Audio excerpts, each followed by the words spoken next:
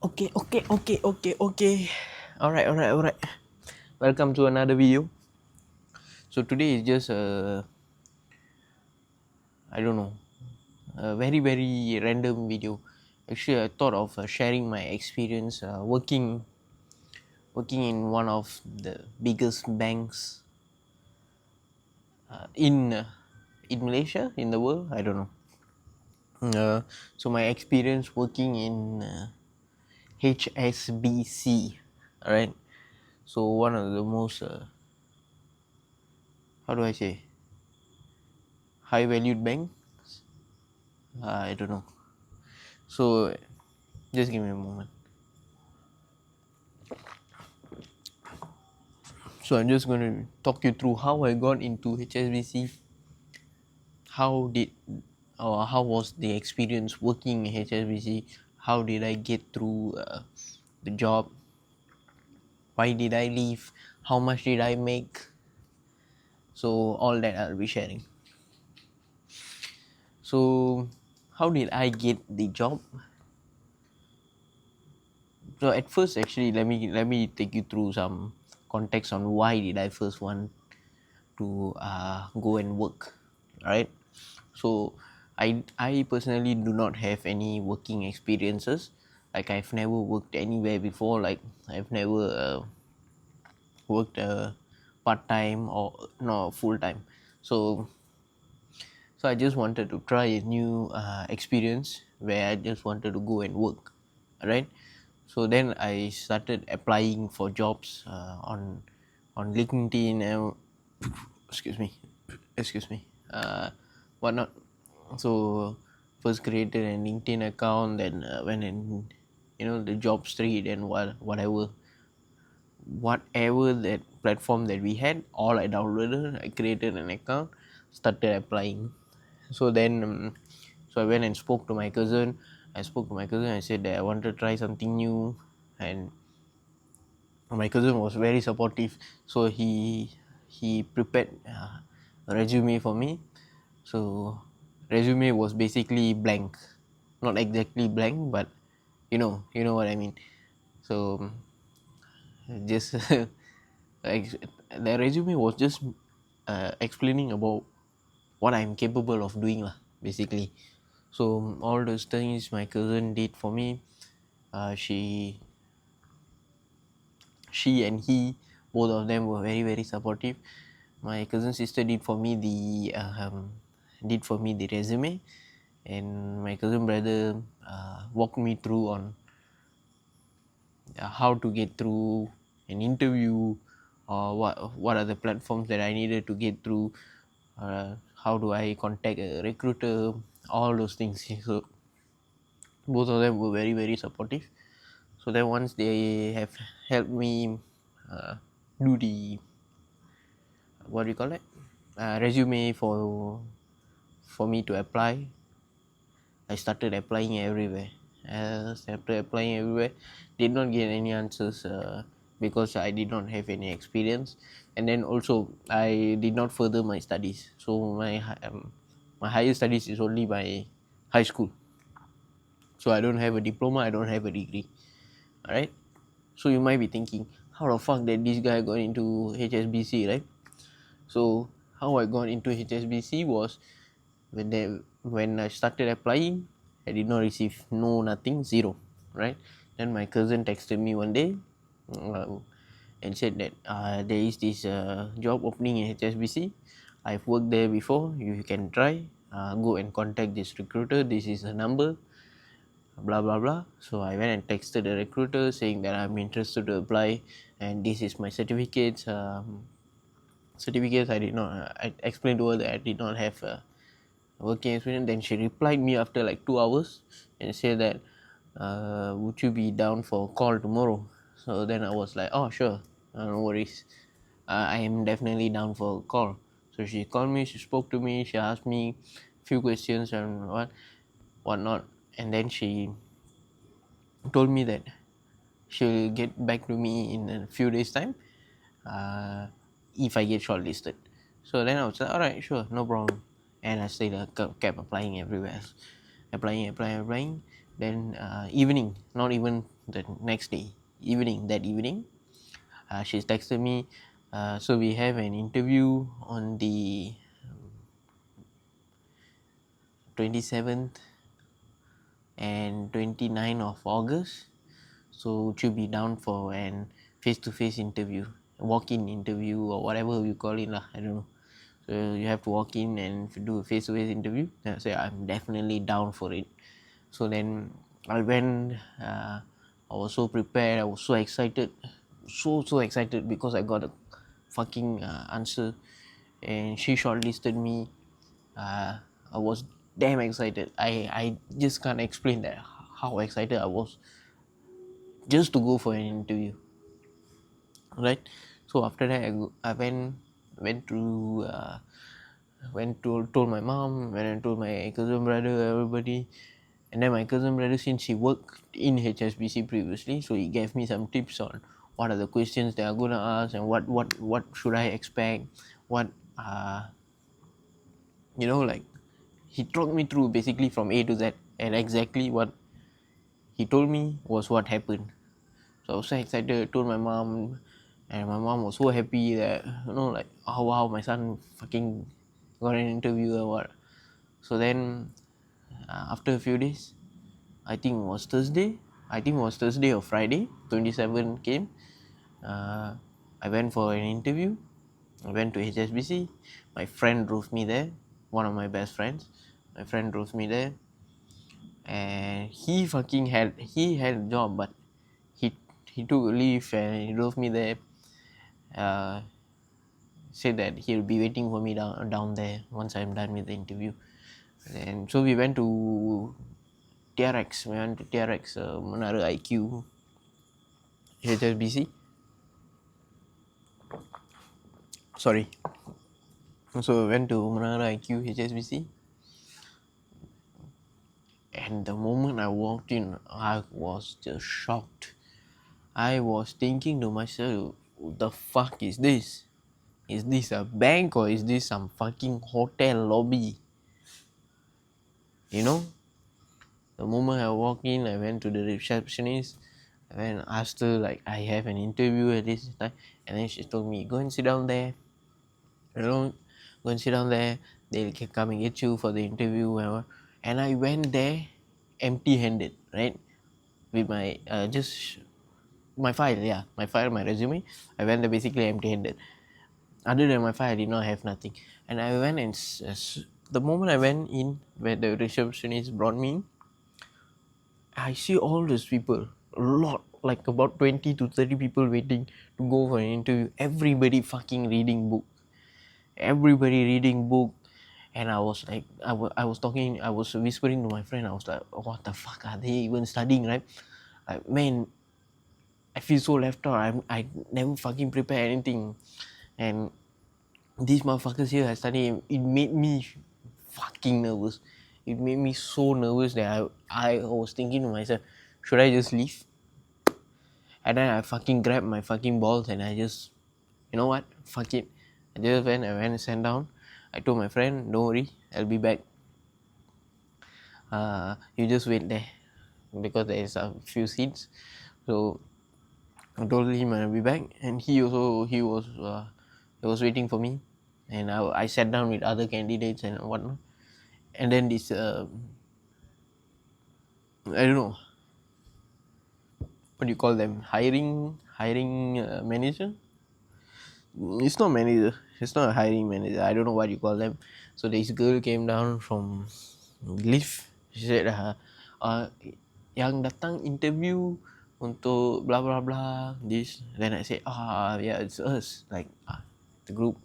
And I got a shock of my life that I did not expect to be competing against fucking 30 other people, like 20-30 other people. And everybody was reading, everybody was writing something. And I was fucking nervous. And then I met this one guy, tall motherfucker, about 35, 36 ish. And he's like, hey bro, hi, how are you? And I was like, hey, hi bro, how are you? And my name's Tarun, and I'm 22. And no, at that point, No, I was not 22. I joined when I was 21. I was 21. I joined. Is it 21? 22? 22, sorry. 22. So I'm 22. Then he was like, what? 22? So young. Okay. I asked him and he was like his age, And then we went and then they told us to get into the room. It's basically like an isolated area where it's just tables and laptops, and it's like how we sit for exams, one row. So they had like until the end a few rows of tables and laptops and chairs. So everybody went and took the place. I was so confident walking into the room. So I just grabbed the first row seat. I grabbed and I sat down there. So I grabbed and sat down there. And then yeah, what? And she was like, hi, what's your name? Then that session where you ask the name and what. So then everybody's telling. So I told. So what she asked me what's my experience, and I said I don't have any experience. Sorry, one moment.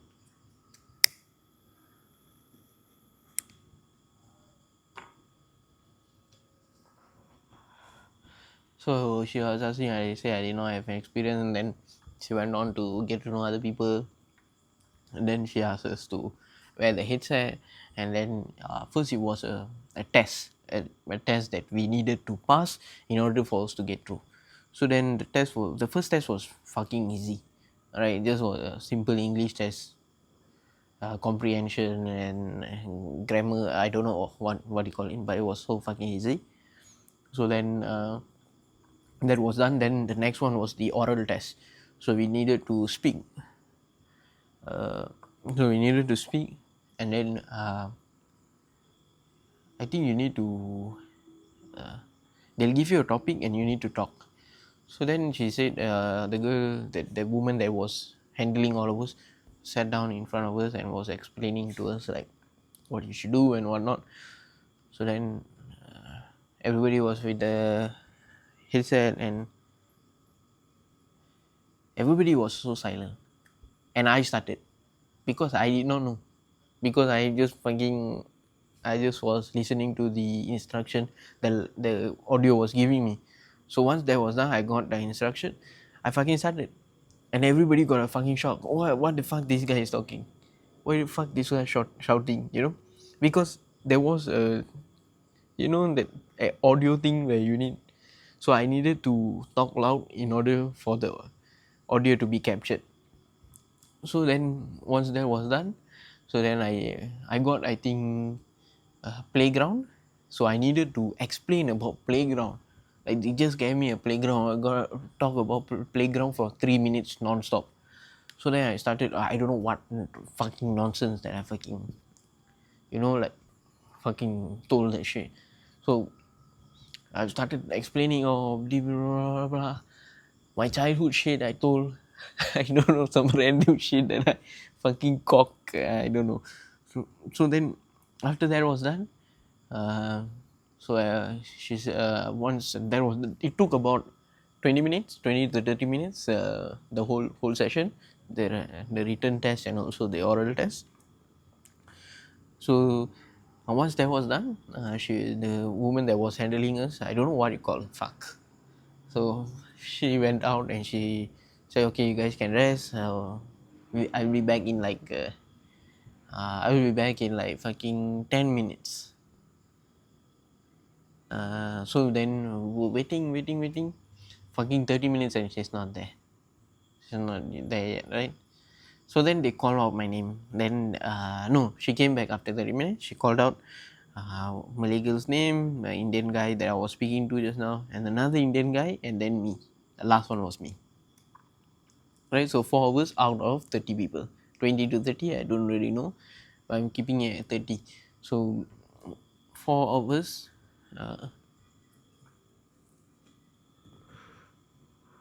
sorry, so 4 of us got out, and then we went to the opposite table. She said, I'll just leave your bags in the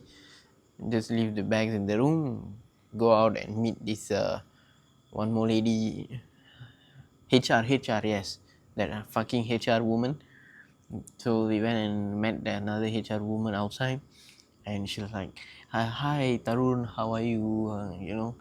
I'm HR, and that was my colleague Alia. She's a trainee for HR and all those stuff. So you passed the test, and I was like, oh fuck, 4 hours, 4 out of fucking 30, then pass the test. So how awful the other motherfuckers could have done. Like imagine you bring books and all the shit and you didn't get through. What a fucking shame. No, I'm just joking. Anyways, so then she was saying, how would you travel to work? How do you get to work daily? Then I said that I'm in Seremban, so I will have to travel daily. Or I don't have a place to stay. I just fucking cock some story saying that I don't have the budget to fucking so that they would or pity me or something like that. So I just fucking cock some stories saying that, and she was like, oh, and she was fucking helpful. That I and she was a Malay girl, I think in her late 20s. She was in her late 20s, and she was very very helpful. Like, oh, actually you can take the KTM from Seremban, come all the way to Kajang, and from Kajang you can come to MRT, what, Kajang to Kuasa Damansara line. You take the MRT to TRX and you can get here. So then I was listening, and she was explaining how it's like working in HSBC. Then she got to the point where, so what is the salary that you are expecting? She told me.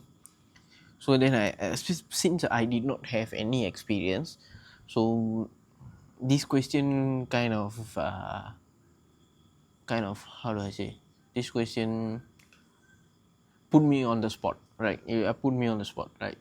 So I did not know what to say. So I was like, 3,000. I mean, I was saying, 2.8 to 3K would be good. I said that, and she said, okay, it's a reasonable ask. So what we are going to offer you now is 3,200, and my heart was like, yes, yes, more than I fucking asked. I was so fucking happy. 3,002, my first job, no experience, was a huge achievement to me. Those of you who are watching, I know that you guys have multiple years of working experience, so might not seem too big. But for me, no working experience, no degree, no diploma, nothing, just fucking high school, higher education, that's it. 3-2, and I landed a job. I was so fucking happy. I was like, can I fucking call my mother? Because I was so happy. So I said, can I call my mom? And then she was like, yeah, sure, no problem. But just let me explain to you first, And she was going on for the same shit. She was explaining, we need to do medical tests, all these things. We need you to sign up this. So when you get back home, you need to download this app, create an account, or blah blah blah blah blah, or for whatever necessary.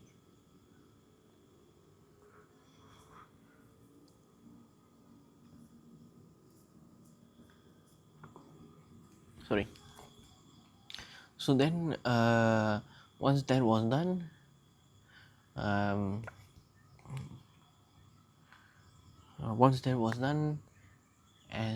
she asked me to wait about like 20 minutes. And mind you, that I went there for the interview at 9 a.m. Alright, I went there for 9 a.m. Okay, and when I was talking to her, it was about 12:30, 12:31, around that time. So 12:31. Then she said, since all our hiring managers are occupied right now, you need to wait for a while before we can before we can have an interview with the hiring manager. So at this rate, I'm thinking like, did I get the job or not? Because since there is another interview. Then after a few minutes, she called me and she said, you'll need to go and go to this room. You'll be speaking with Mr. Rajan. Um, so Mr. Rajan will be there for the hiring manager interview. And I was like so fucking nervous because at this rate I'm thinking like, oh my god, what are they gonna ask and all these things. I'm not prepared and what. And then Mr. Rajan walks into the room, say, hi Tarun, how are you? I just saw your resume and all. I'm how to say, was so shocked to see that me, 22 years old, not continuing my studies, not doing anything, coming for a job interview at HSBC. So it was so shocked. I was saying, Tarun, great to see you. And his first question he asked me, right, where are you from? And I said, from Seremban. I'm from there as well. He told. Then I immediately asked him back, oh, so how do you come to work every day? At this point, I don't know if it's from this point onwards. I don't know if it was an interview or it was a conversation between two people, two people that like you randomly meet somebody at the train station or something like that. So it was that type of conversation. So I was asking him, how do you come to work? And he was like, oh, I take the car.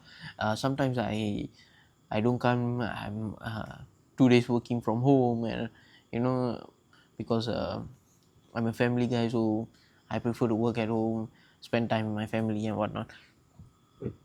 So he was telling me all those things. Then he said, how are you going to travel? I said, I'm going to take the train. For now, I'm going to be taking the train. I can't be affording to stay in KL because it's fucking expensive and all these things. We were talking, and then he asked me like, so what do you think of HSBC? And I'm like, oh my goodness, what the fuck am I gonna say?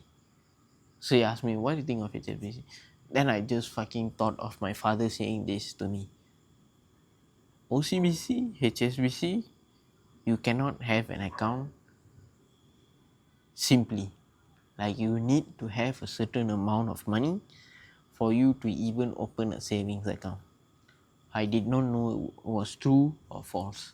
So I just fucking cock another story to him, saying that, oh, HSBC is a huge bank and I'm so glad that I got an opportunity to come for an interview.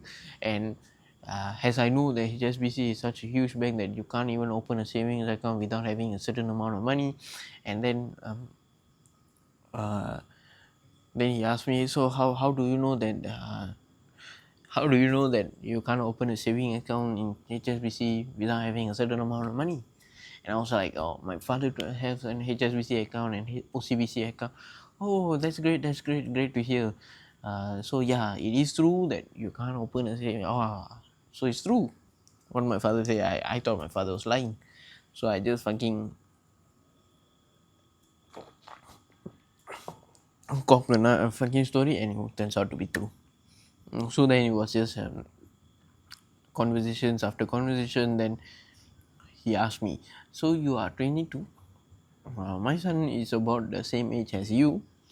So can you tell me why don't you want to continue your studies? Then I was like, after my dad passed away, there's nobody to support financially.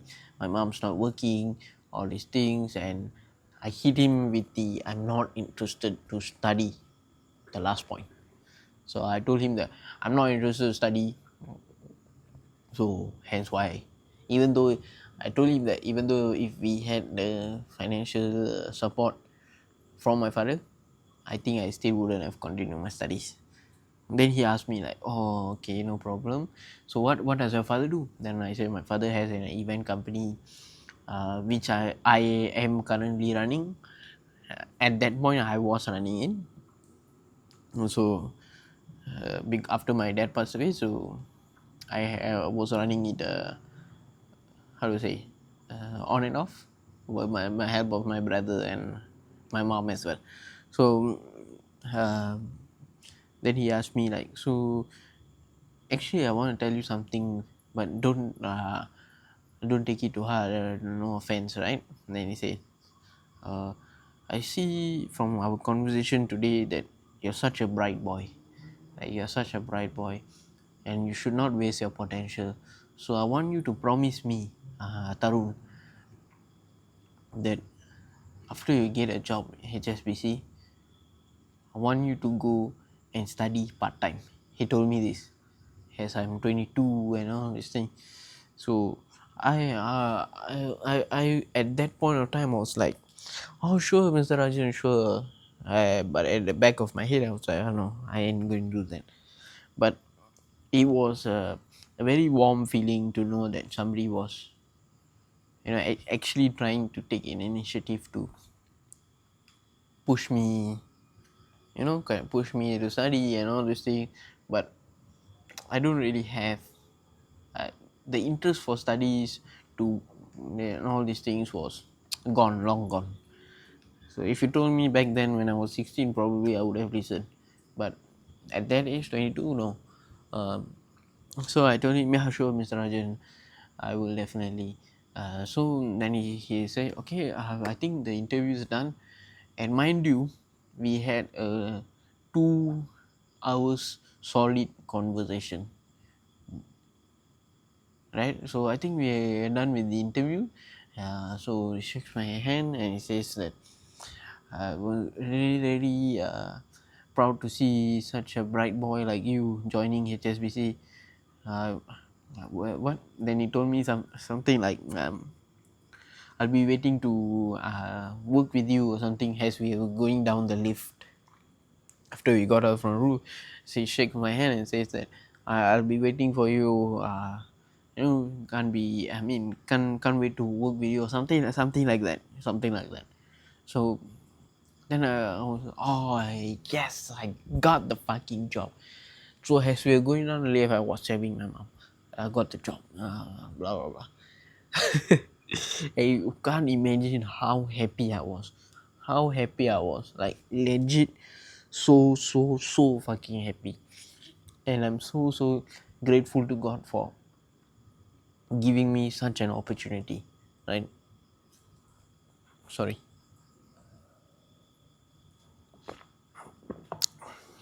So then after that, once the interview was done, everything done, we got the job. And so the next steps were, they were discussing my salary and it was 3-2. They're explaining the allowances, uh, night shift allowance, afternoon shift allowance, and all those things. And then I joined HSBC on the 21st of November 21st of November 2024 21st of November 2024 I joined. That was my first day. First day was nothing much, and I walked into the place that we were supposed to be working. I was thinking, wow, what an absolute privilege to be working here. The office was insane. Like, I'm not kidding you. Like, it was like a fucking hotel lobby with some fucking PCs and fucking chairs. And then I see people working, and I'm like, I can't wait. I just can't wait to join. And the first 2 days were nothing much. Just was coming to work and going back home. And then the next week and was the first week of training. So then training and all those things were done. So once that was done, we had to take our, like, there, how do I say, like, learn about our skill that we were supposed to be working in the bank. So when you join a bank, there are these two skills that we went through. So it was multi skill or multi something lah, they call it, I don't know. So one was credit card, one was banking. So we needed to do this training. So training was going on for about a month. So training was good, everything was fine. Because during training, during the 1-2 months that we were working, uh, uh, it was all 9 to 6. So 9 to 6 was so good. Like, yeah, if I were to do 9 to 6 full time, I wouldn't have left HSBC, because it was damn peaceful.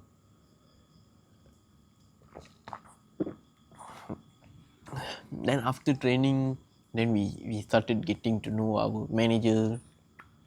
So they introduced us different trainees got different managers. So then I got, and mind you, my manager, only 2 hours out of the fucking 15 trainees, only 2 hours got the same manager. And at first, my first impression of my manager was, oh man, not this guy, my nigga, like, not him, like, please don't be this guy. And what I was praying for did not fucking come through. I got that manager that I didn't want,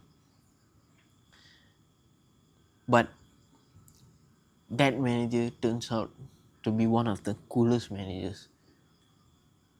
So from there, I learned that I should not be judging anybody based off their looks.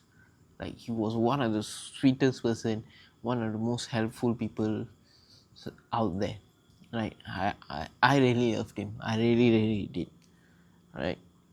So his name was, I don't know if I can share his name, but I will.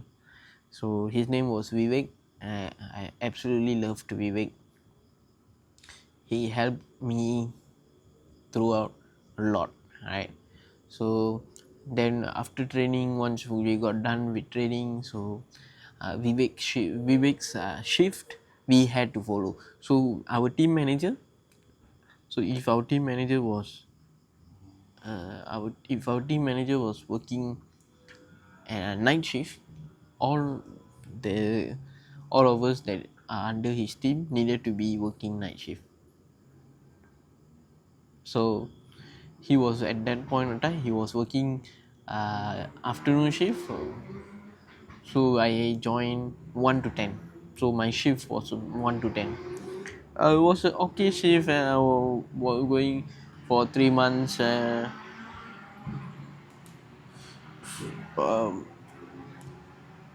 I wouldn't say it was fun working 1 to 10, because I needed to travel from Seremban to KL, and by the time I got back home, it was 1 o'clock. So, so that phase was horrible for me. So at that point of time, I'm already thinking that, oh man, I don't want to be working. I don't want to be working here. The job that once I was praying to be getting, and now, after fast forward 3 months, and I'm thinking, oh my god, I don't want to be working. So then, at that point of time, I was like, okay, that timing, it can be, manageable. It is manageable. Like, I can manage. Okay, no problem. The stress level or whatnot. And then came up a new thing in the fucking HSBC shit, where we follow ups. So follow ups, what was one of fucking shit show that was. Every time that I fucking go, whenever I went to work, I needed to do somebody else's follow up because they did not follow up with the customer. You know, customers, they promise customer, okay, I will get back to you and blah blah blah, but then they don't get back, and then it comes to us. Then we get that fucking, like, we get those escalation type of calls where they don't want to um, talk to us, or they don't want to, like they basically want a higher authority because their issue or their case has not been resolved or something like that. And if you look at the cases, it's fucking small fucking issues, right? So then, at this point they brought up this follow-up thing, and it got worse. So I hated every single day of my life. Every day that I went to work, I hated it because follow-ups was hell, basically hell. So customers used to fuck you left and right, fuck you left and right. They did not fucking care. It was, if it was you that handled the case, or it was somebody else that handled the case. But at this point, if you're coming from a customer's point of view, it's valid that they fucking fuck you left and right, because they have been waiting for this case to be resolved for the past 5 months or 6 months, or like, come on, how long can the customer wait, right? So then, uh, these guys that were promising these customers were not doing their jobs. So other people gets into trouble when these guys don't do. So I was getting into that constantly, like constantly getting into that. And then, there was these seniors that would help me. My manager helped me. I'm so grateful to them. But at one point it gets to your head, right? Like, come on, man, like, what are these people doing? Like, why don't these higher management do something about people who are not, sorry, this cat is coming from the roof. So why do these higher management not do anything about it? Why don't they take action towards people who don't do their follow-ups? Then then we got into like, uh, uh, my batch was really struggling, because at that point of time everybody started, like, a lot of people started resigning. So Q at its peak when we were working. Q was at its highest.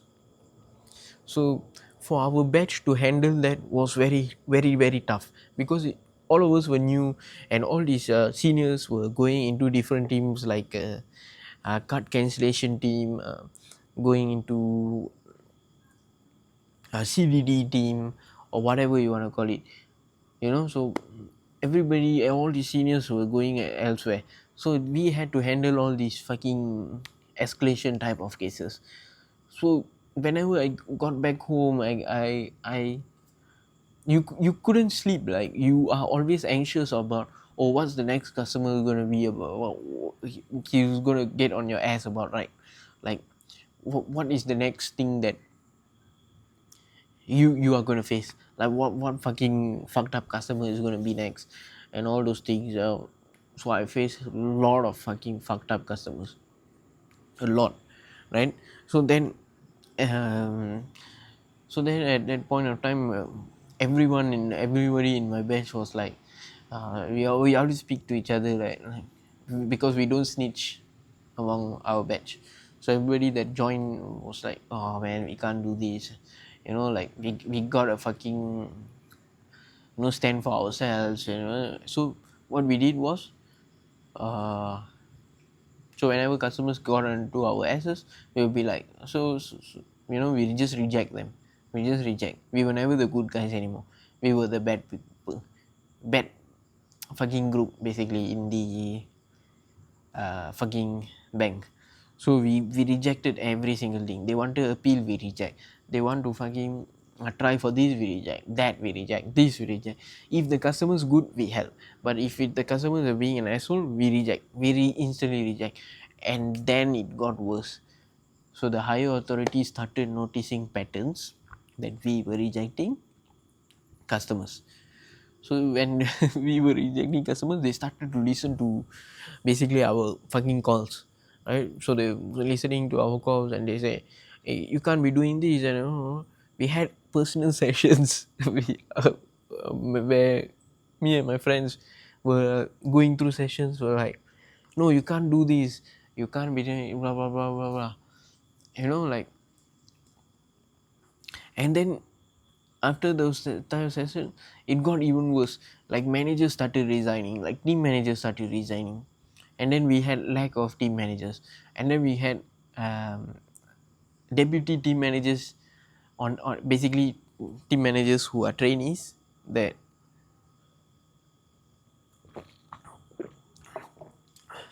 is going to take over. When the deputy team managers joined, it got even worse. Like she used to fuck us left and right.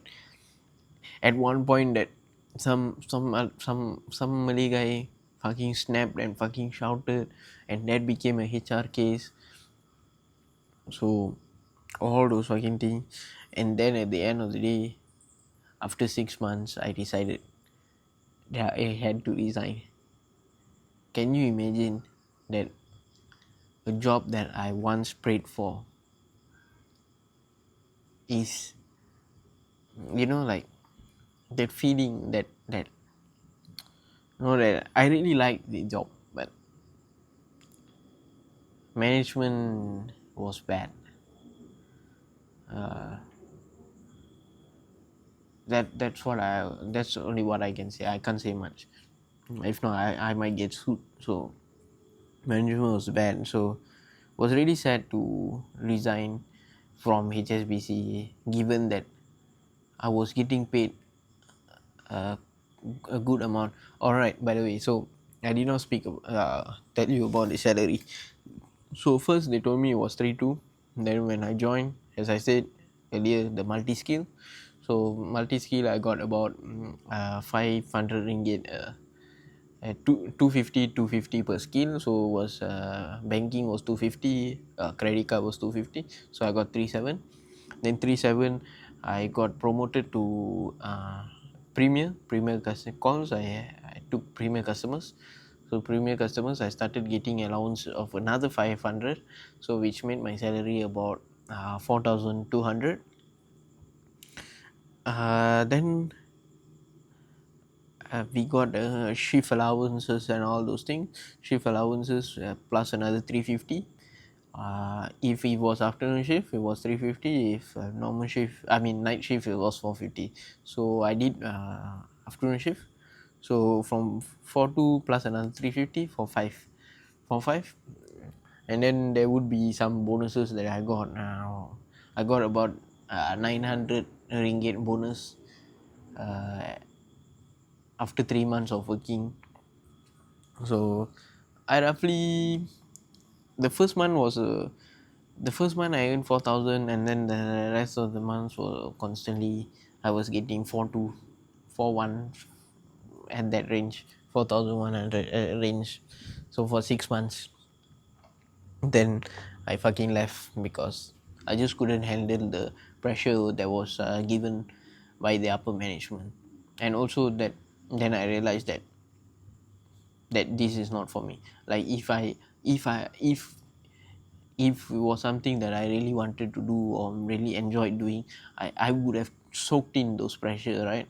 Like those pressures given by the upper management, I would have soaked in that. But it just turns out that I did not have the interest and I was just working for the money. So working for the money alone will not bring you anywhere. So I really needed to enjoy the job. So I was enjoying the job because of the money. I was taking in those like how do I say? I was taking it all in because the salary was okay. Given my first job, my first I did not have any prior experiences to be earning 4,000 ringgit, 4 plus was like, yeah, it is something that is good for me. Maybe for y'all 4,000 is small. So I did really uh, how to say, I would say that I did enjoy part of it, but there were parts that was very uh, not how do I say, I'm lost for words, but there were parts that was very tough, that were very tough, that I decided that I had to see something that I would enjoy doing, and it's not, if not for the money and all those things. So I just quit the fucking job and I focus on myself. So then now I am posting constantly, I mean consistently on YouTube. So anyway, so if you enjoy the video, my experience, like I know I did not explain fully how was the job experience. Maybe I'll do that in another video, but just my, you know rough explanation of my experience in HSBC. So if you are actually planning to go work in the bank, I would advise you to do so, because finance industries are making huge amount of money. So if you have multiple years experiences in the finance industry, you could be easily making 10 to 15k a month. So anyways, do what you like, enjoy whatever you are doing at the moment. If you can't take it, leave it. If you think that you can do it, go for it. But at the end of the day, don't force yourself to do something that you don't like. That is always been my thing. Like, if I don't want to do something, I'm not going to do it. If I want to do something, I gotta do it full heartedly. So I'll see you guys in the next video. Thank you so much for watching. Don't forget to exercise. Hope you guys have a great week ahead. Enjoy every moment, and I love you all. Thank you so much for watching.